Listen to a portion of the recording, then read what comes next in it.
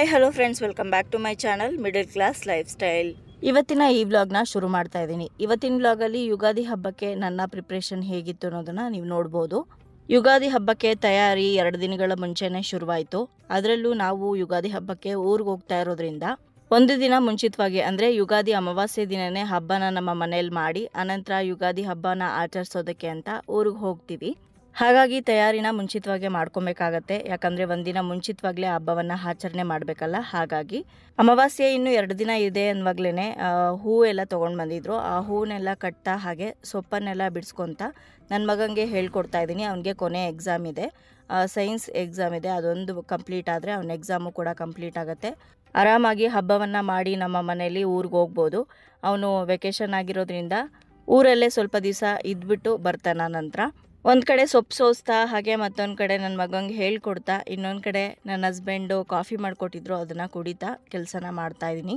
ಹಬ್ಬಕ್ಕೆ ಅಂತ ವಿಪರೀತವಾಗಿರುವಂಥ ಕ್ಲೀನಿಂಗು ಜೊತೆಗೆ 2 ಚಾನಲ್ಗೂ ಒಂದು ದಿನವೂ ತಪ್ಪಿಸ್ದೆ ವಿಡಿಯೋಗಳನ್ನು ಹಾಕೋದು, ಎಡಿಟಿಂಗ್ ಮಾಡೋದು ಇದೆಲ್ಲ ತುಂಬಾ ಹೆಕ್ಟಿಕ್ ಅಂತ ಅನ್ನಿಸ್ತಾ ಇತ್ತು. ಆದರೂ ಕೂಡ ನೀವೆಲ್ಲ ನಮಗೋಸ್ಕರ ನಮ್ಮ ವಿಡಿಯೋಗೋಸ್ಕರ ಕಾಯ್ತಾ ಇರ್ತೀರಾ ಅಂತ ಒಂದು ದಿನವೂ ತಪ್ಪಿಸ್ದೆ ವಿಡಿಯೋಗಳನ್ನು ಹಾಕಿದ್ದೀನಿ. ಹಬ್ಬಕ್ಕಿಂತ ಮೊದಲೇ ಈ ವಿಡಿಯೋನ ಹಾಕಬೇಕು ಅಂತ ತುಂಬಾ ಪ್ರಯತ್ನ ಪಟ್ಟೆ, ಆದರೆ ವಿಡಿಯೋನ ಹಾಕೋದಕ್ಕೆ ಸಾಧ್ಯ ಆಗಲಿಲ್ಲ. ಯಾಕಂದರೆ ಈ ಒಂದು ವಿಡಿಯೋನ ಅರ್ಧ ವಾಯ್ಸ್ ಇಲ್ಲಿವರೆಗೂ ನನ್ನ ಕಾರಲ್ಲಿ ಕೂತ್ಕೊಂಡು ಊರಿಗೆ ಹೋಗ್ತಾ ವಾಯ್ಸ್ ಓವರ್ ಕೊಟ್ಟಿದ್ದು. ಆದರೆ ಮುಂದಕ್ಕೆ ನನಗೆ ವಾಯ್ಸ್ ಓವರ್ ಕೊಡೋದಕ್ಕಾಗಲಿಲ್ಲ. ಊರಿಗೆ ಹೋದ ನಂತರ ಅಲ್ಲಿ ಸಪ್ರೇಟಾಗಿ ಯಾವುದೇ ರೂಮ್ಗಳಿಲ್ಲ ನಾನು ಹೋಗಿ ವಾಯ್ಸ್ ಕೊಡೋದಕ್ಕೆ. ಹಾಗಾಗಿ ವಾಯ್ಸ್ ಓವರ್ ಕೊಡೋದಕ್ಕಾಗಿರಲಿಲ್ಲ. ಹಬ್ಬ ಎಲ್ಲ ಮುಗಿದು ಒಂದು 3-4 ದಿವಸ ಆದಮೇಲೆ ಈ ವಿಡಿಯೋನ ಹಾಕ್ತಾಯಿದ್ದೀನಿ. ನೀವೆಲ್ಲರೂ ಹಬ್ಬವನ್ನು ಚೆನ್ನಾಗಿ ಆಚರಿಸಿದ್ದೀರಾ ಅಂತ ಭಾವಿಸ್ತೀನಿ. ನಾನು ಕೂಡ 2 ಕಡೆ, ಒಂದು ಕಡೆ ನನ್ನ ಸ್ವಂತ ಮನೆಯಲ್ಲಿ ಮತ್ತೊಂದು ಊರಲ್ಲಿ ಎಲ್ಲ ಕುಟುಂಬ ಸಮೇತರಾಗಿ ಆಚರಿಸಿದ್ದು ಹಬ್ಬವನ್ನು ತುಂಬಾ ಖುಷಿಯಾಯಿತು. ತುಂಬ ತಿಂಗಳುಗಳಾದ ನಂತರ ಒಂದು ಒಳ್ಳೆ ಕ್ವಾಲಿಟಿ ಟೈಮ್ ಅನ್ನೋದನ್ನು ನಮ್ಮ ಫ್ಯಾಮಿಲಿ ಜೊತೆ ಕಳೆದಿದ್ದು ನಮಗೂ ಅಷ್ಟೇ ನಮ್ಮ ಮಕ್ಕಳಿಗೂ ಅಷ್ಟೇ ತುಂಬಾ ಇಷ್ಟಪಡ್ತೀವಿ ಊರಲ್ಲಿರೋದಕ್ಕೆ. ಹಾಗೆ ಅಲ್ಲಿದ್ದಾಗ ಯಾವುದೇ ಯೋಚನೆ ಕೂಡ ಇರೋದಿಲ್ಲ. ಮನೇಲಿದ್ದರೆ ವಿಡಿಯೋ ಮಾಡಬೇಕಪ್ಪ, ಹಾಕಬೇಕು, ಅಪ್ಲೋಡ್ ಮಾಡಬೇಕು ಅನ್ನೋದೆಲ್ಲ ಇರುತ್ತೆ. ಆದರೆ ಅಲ್ಲಿದ್ದಾಗ ಅದು ಯಾವುದನ್ನು ಟೆನ್ಷನ್ನೇ ತೊಗೊಳೋದಕ್ಕೆ ಹೋಗಲ್ಲ. ನಾನು ವಿಡಿಯೋನೂ ಕೂಡ ಜಾಸ್ತಿ ಮಾಡೋದಕ್ಕೆ ಹೋಗಲ್ಲ. ಹೋಗೋದಕ್ಕೆ ಮುಂಚೆನೇ ಎಷ್ಟೆಷ್ಟು ವಿಡಿಯೋಗಳನ್ನ ಮಾಡ್ಕೊಳ್ಬೇಕು, ಎಡಿಟ್ ಮಾಡಿ ಅವುಗಳನ್ನ ಅಪ್ಲೋಡ್ ಮಾಡಿ ಇಂತಿಂಥ ಟೈಮ್ಗೆ ಅಪ್ಲೋಡ್ ಆಗೋ ಹಾಗೆ ಟೈಮ್ನ ಫಿಕ್ಸ್ ಮಾಡಿ ಶೆಡ್ಯೂಲ್ ಮಾಡಿ ಇಟ್ಟಿರ್ತೀನಿ. ಆ ಟೈಮ್ಗೆ ಅದು ಅಪ್ಲೋಡ್ ಆಗುತ್ತೆ. ಸಣ್ಣ ಪುಟ್ಟ ಏನಾದರೂ ಚೇಂಜಸ್ ಇದ್ದರೆ ಮಾತ್ರನೇ ಅದೂ ಎಲ್ಲೋ ನೆಟ್ವರ್ಕ್ ಸಿಗೋವಂಥ ಕಡೆ ಹೋಗಿ ನಾವು ಹಾಕಬೇಕಾಗತ್ತೆ. ಹಳ್ಳಿಯಲ್ಲಿ ನಮ್ಮ ಮನೆ ಒಳಗಡೆ ನೆಟ್ವರ್ಕು ಕೂಡ ಸರಿಯಾಗಿ ಸಿಗೋದಿಲ್ಲ.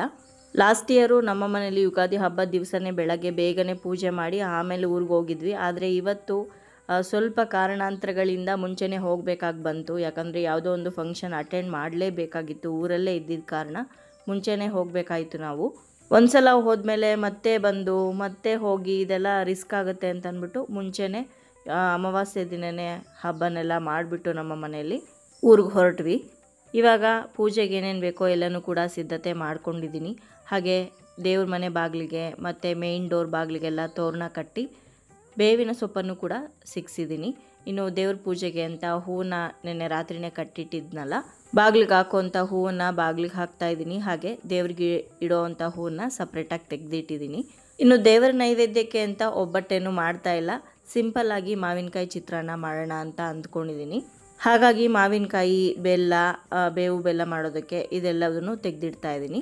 ಇನ್ನು ಹಬ್ಬಕ್ಕೆ ಅಂತ ಹೇಳಿ ಒಂದು ಪಾರ್ಸಲ್ ಕೂಡ ತರಿಸಿದ್ದೆ, ಅದನ್ನು ಓಪನ್ ಮಾಡ್ತಾ ಇದ್ದೀನಿ. ಈ ಪ್ರಾಡಕ್ಟ್ ಬಗ್ಗೆ ನಾನು ಈಗಾಗಲೇ ನನ್ನ ಇನ್ನೊಂದು ಚಾನಲಲ್ಲಿ ಯುಗಾದಿ ಹಬ್ಬದ ಪೂಜಾ ವಿಧಾನ ಅನ್ನೋವಂಥ ಒಂದು ವಿಡಿಯೋದಲ್ಲೇ ತಿಳಿಸಿದ್ದೀನಿ. ಯಾರಾದರೂ ನೋಡಿರಲಿಲ್ಲ ಅಂದರೆ ದಯವಿಟ್ಟು ಹೋಗಿ ನೋಡ್ಕೊಂಡು ಬನ್ನಿ.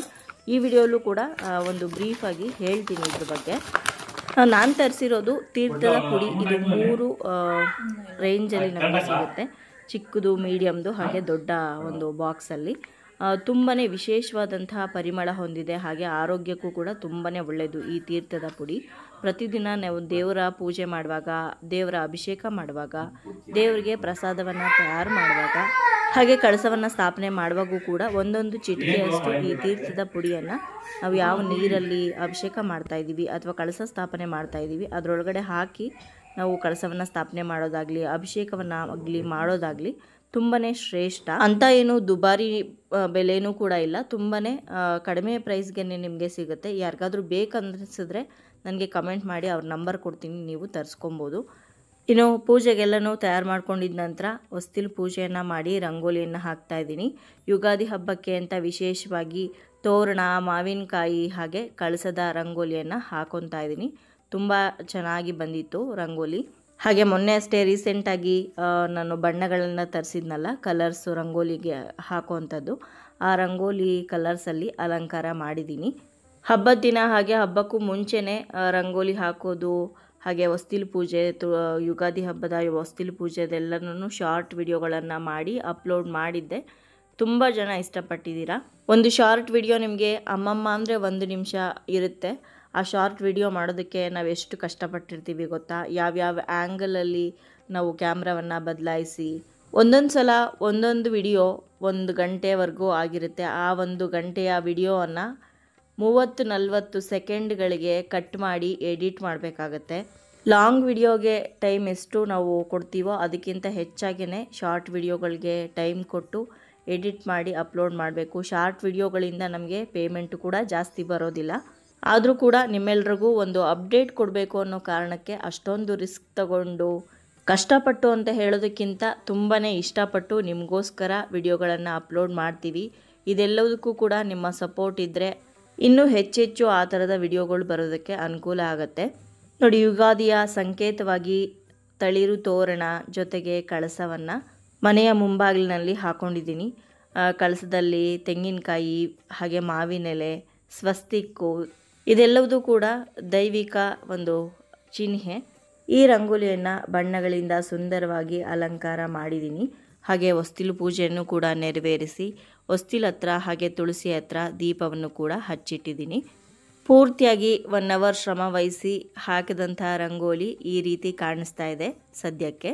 ನೀವು ಏನೇ ಹೇಳಿ, ಮನೆ ಮುಂದೆ ರಂಗೋಲಿ ಹಾಕಿದ್ರೇ ಆ ಮನೆಗೊಂದು ಲಕ್ಷಣ ಅಂತ ಹೇಳ್ಬೋದು. ಎಷ್ಟು ಕಳಿಕಳಿಯಾಗಿ ಕಾಣಿಸ್ತಾ ಇದೆ ನೋಡಿ ಹೊಸ್ತಿಲು ಹಾಗೆ ಬಾಗಿಲು.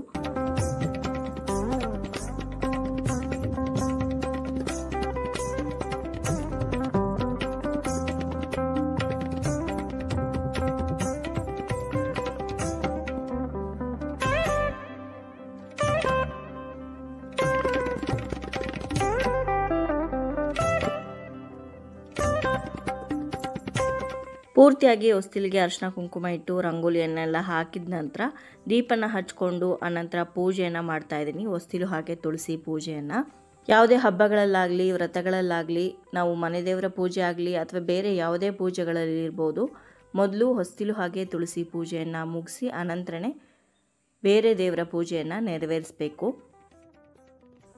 ಹೊಸ್ತಿಲು ಹಾಗೆ ತುಳಸಿ ಪೂಜೆಯನ್ನು ಮುಗಿಸಿ ಅನಂತರ ಇವಾಗ ದೇವ್ರ ಮನೆ ಒಳಗಡೆ ದೇವರ ಅಲಂಕಾರಕ್ಕೆ ಅಂತ ಬಂದಿದ್ದೀನಿ. ದೇವ್ರ ಮನೆಯಲ್ಲೂ ಕೂಡ ಸ್ವಲ್ಪ ಮಾವಿನ ಸೊಪ್ಪು ಹಾಗೆ ಬೇವಿನ ಸೊಪ್ಪನ್ನೆಲ್ಲ ಸಿಕ್ಕಿಸಿ ದೇವರ ಫೋಟೋಗೆ ಹೂವಿನ ಹಾರವನ್ನು ಹಾಕ್ತಾ ಇದ್ದೀನಿ. ದೇವರ ಸಾಮಗ್ರಿಗಳನ್ನು ಹಾಗೆ ಇಡೀ ದೇವ್ರ ಮನೆಯನ್ನು ನಾನು ಈಗಾಗಲೇ ಒಂದು 3-4 ದಿವಸದ ಮುಂಚೆನೇ ಕ್ಲೀನ್ ಮಾಡಿ ಇಟ್ಕೊಂಡಿದ್ದೆ. ಯಾವ ರೀತಿ ಕ್ಲೀನ್ ಮಾಡಿದೆ ಅನ್ನೋದೆಲ್ಲದ್ರದ್ದು ವಿಡಿಯೋ ಸಪ್ರೇಟಾಗಿ ನನ್ನ ಚಾನಲಲ್ಲಿ ಅಪ್ಲೋಡ್ ಮಾಡಿದ್ದೀನಿ. ಯಾರಾದರೂ ನೋಡಿರಲಿಲ್ಲ ಅಂದರೆ ದಯವಿಟ್ಟು ಹೋಗಿ ನೋಡ್ಕೊಂಡು ಬನ್ನಿ. ನಾನು ಯಾವ ರೀತಿ ನನ್ನ ದೇವ್ರ ಸಾಮಗ್ರಿಗಳನ್ನು ಸ್ವಚ್ಛಗೊಳಿಸ್ತೀನಿ, ಯಾವ ಟಿಪ್ಸನ್ನು ಅನುಸರಿಸ್ತೀನಿ, ಜೊತೆಗೆ ಬೆಳ್ಳಿ ಸಾಮಗ್ರಿಗಳು ಇಷ್ಟೊಂದು ಹೊಸದಾಗಿ ಕಾಣಿಸೋ ಹಾಗೆ ಹೇಗೆ ಕ್ಲೀನ್ ಮಾಡ್ತೀನಿ ಅನ್ನೋದೆಲ್ಲದೂ ಕೂಡ ಸಪ್ರೇಟಾಗಿ ವಿಡಿಯೋ ಮಾಡಿದ್ದೀನಿ. ಇವಾಗ ಎಲ್ಲ ದೇವರ ಪಾತ್ರೆಗಳಿಗೂ ಕೂಡ ಅರಿಶಿನ ಕುಂಕುಮ ಇಟ್ಟು ಅಲಂಕಾರವನ್ನು ಮಾಡ್ತಾಯಿದ್ದೀನಿ. ಜೊತೆಗೆ ದೀಪಗಳಿಗೆ ಎಣ್ಣೆ ಬತ್ತಿಯನ್ನು ಕೂಡ ಹಾಕ್ಕೊಂಡು ತಯಾರು ಮಾಡ್ಕೊಂಡಿದ್ದೀನಿ. ಇವಾಗ ಕಳಸ ಸ್ಥಾಪನೆಯನ್ನು ಮಾಡ್ತಾಯಿದ್ದೀನಿ. ಕಾಯಿ ಕಳಸ ಇಡೋದಾದರೆ ಕಾಯಿ ಕಳಸ ಅಥವಾ ಎಲೆ ಕಳಸ ಇಡ್ತೀವಿ ಅಂತಂದರೆ ಎಲೆ ಕಳಸ, ನಿಮ್ಮ ಮನೆಯಲ್ಲಿ ಯಾವ ಕಳಸ ಇಡ್ತೀರೋ ಆ ಕಳಸವನ್ನೇ ನೀವು ಇಟ್ಕೊಬೋದು.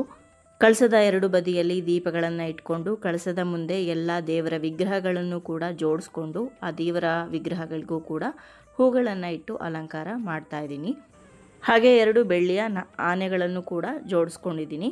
ಕಳಸವನ್ನು ಎಲ್ಲಿ ಸ್ಥಾಪನೆ ಮಾಡಿದ್ದೀನೋ ಆ ಕಳಸ ಸ್ಥಾಪನೆ ಮಾಡಿರುವಂತಹ ಬಲಭಾಗದಲ್ಲಿ ಕಾಮಾಕ್ಷಿ ದೀಪವನ್ನು ಕೂಡ ಇಟ್ಕೊಂಡು ಕಾಮಾಕ್ಷಿ ದೀಪಕ್ಕೂ ಎಣ್ಣೆ ಬತ್ತಿ ಎಲ್ಲ ಹಾಕಿ ಹೂಗಳಿಂದ ಅಲಂಕಾರ ಮಾಡ್ತಾಯಿದ್ದೀನಿ. ಇನ್ನು ದೇವರ ನೈವೇದ್ಯಕ್ಕೆ ಅಂತ ಒಂದು ತಟ್ಟೆಯಲ್ಲಿ ಬೇವು, ಬೆಲ್ಲ, ಮಾವಿನಕಾಯಿ ಹಾಗೆ ಯುಗಾದಿ ಪಚ್ಚಡಿ, ಚಿತ್ರಾನ್ನ, ವೀಳ್ಯದೆಲೆ, ಅಡಿಕೆ, ಬಾಳೆಹಣ್ಣು, ಮಾವಿನಕಾಯಿ, ಅರಿಶಿನ ಕುಂಕುಮ ಎಲ್ಲನೂ ಕೂಡ ತಯಾರು ಮಾಡಿ ಈ ರೀತಿ ಇಟ್ಟಿದ್ದೀನಿ. ಹಾಗೆ ದೇವ್ರ ಮನೆಯಲ್ಲಿ ಒಂದು ಚಿಕ್ಕ ರಂಗೋಲಿಯನ್ನು ಕೂಡ ಹಾಕೊತಾ ಇದ್ದೀನಿ. ಕಮಲದ ರಂಗೋಲಿ. ಕಮಲ ಲಕ್ಷ್ಮಿಯ ಸಂಕೇತ, ಹಾಗಾಗಿ ಕಮಲದ ರಂಗೋಲಿಯನ್ನು ಹಾಕಿ ಈ ವರ್ಷದ ಮೊದಲನೇ ಹಬ್ಬವನ್ನು ಆಚರಣೆ ಮಾಡೋಣ ಅಂತ.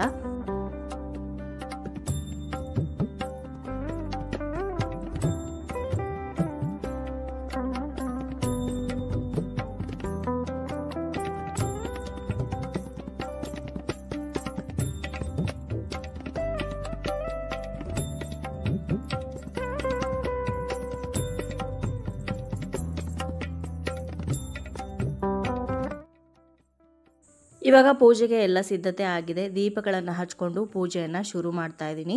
ಗಂಧದ ಕಡ್ಡಿಯನ್ನು ಹಚ್ಕೊಂಡು ಧೂಪವನ್ನು ಮಾಡ್ತಾ ಮೊದಲಿಗೆ ವಿಘ್ನೇಶ್ವರನನ್ನು ಹಾಗೆ ನಮ್ಮ ಮನೆ ದೇವರನ್ನು ಕುಲದೇವರನ್ನು ನೆನಪಿಸ್ಕೊಂಡು ಈ ವರ್ಷ ಎಲ್ರಿಗೂ ಕೂಡ ಒಳ್ಳೆಯದಾಗಲಿ ಅಂತ ಕೇಳಿಕೊಂಡು ಪೂಜೆಯನ್ನು ನೆರವೇರಿಸ್ತಾ ಇದ್ದೀನಿ. ಕಷ್ಟ ಸುಖ ಎರಡನ್ನೂ ಸಮನಾಗಿ ಕೊಡು, ಆ ಕಷ್ಟವನ್ನು ಸಹಿಸಿಕೊಳ್ಳುವಂಥ ಶಕ್ತಿಯನ್ನು ಕೂಡ ನೀನೇ ನನಗೆ ದಯಪಾಲಿಸಬೇಕು ಅಂತ ದೇವರನ್ನು ಮನಸಾರೆ ಪ್ರಾರ್ಥನೆ ಮಾಡಿಕೊಂಡು ಧೂಪ ಮಾಡಿ ನೈವೇದ್ಯವನ್ನು ಮಾಡ್ತಾಯಿದ್ದೀನಿ. ಹಾಗೆ ಕಾಯನ್ನು ಕೂಡ ಒಡೆದು ನೈವೇದ್ಯ ಮಾಡ್ತಾಯಿದ್ದೀನಿ. ನೈವೇದ್ಯ ಆದ ನಂತರ ಕರ್ಪೂರವನ್ನು ಹಚ್ಕೊಂಡು ಮಹಾಮಂಗಳಾರತಿಯನ್ನು ಮಾಡ್ತಾಯಿದ್ದೀನಿ. ಈ ರೀತಿಯಾಗಿ ಸರಳವಾಗಿ ನಮ್ಮ ಮನೆಯಲ್ಲಿ ಯುಗಾದಿ ಹಬ್ಬಕ್ಕೂ ಮೊದಲೇ ಅಂದರೆ ಯುಗಾದಿ ಅಮಾವಾಸ್ಯೆ ದಿನ ನೆರವೇರಿಸಿದ್ವಿ. ತುಂಬ ತಡವಾಗಿ ನಿಮ್ಮೆಲ್ರಿಗೂ ಯುಗಾದಿ ಹಬ್ಬದ ಶುಭಾಶಯಗಳನ್ನು ತಿಳಿಸ್ತಾ ಇದ್ದೀನಿ. ಎಲ್ರಿಗೂ ಕೂಡ ಈ ವರ್ಷ ತುಂಬ ಚೆನ್ನಾಗಿರಲಿ, ಆ ದೇವರು ನಿಮ್ಮೆಲ್ರಿಗೂ ಆಯಸ್ಸು ಆರೋಗ್ಯ ಐಶ್ವರ್ಯವನ್ನು ಕೊಟ್ಟು ಕಾಪಾಡಲಿ ಅಂತ ಕೇಳ್ಕೊಳ್ತಾ ಇದ್ದೀನಿ.